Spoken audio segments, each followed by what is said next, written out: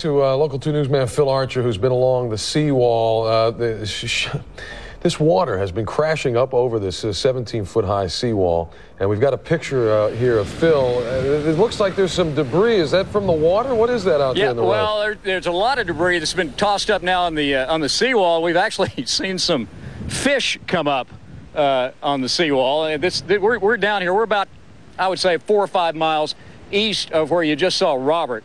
He's down on the east end at sea level. We're up on the seawall about 17 feet above sea level. But as you can see, this is pretty dramatic representation of the power of the storm. The breakers now are easily coming up over this barrier and gaining. We've seen the level of the ocean there coming up slowly over the last 4 or 5 hours.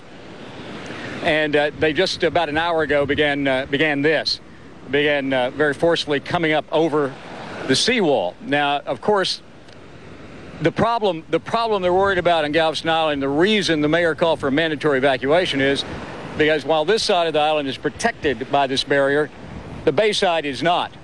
And that means that all of this water that is being pushed forward here in this tidal surge is has nothing to stop it on the other end. We have seen already some minor street flooding on the bay side around Offutt's Bayou. And the real concern is that's going to continue to grow as the surge tide comes in and begin to creep into town. The mayor telling us she was concerned that a good part of the city in the next 24 hours could have some major flooding. They have evacuated. They've evacuated just about 1,000 people here from special needs. The evacuation order still stands there, and she is asking everybody who hasn't gotten out now to get out. Here's a good example of why they're worried about it. Back to you. All right, Phil Archer live for us there along the seawall. Take care.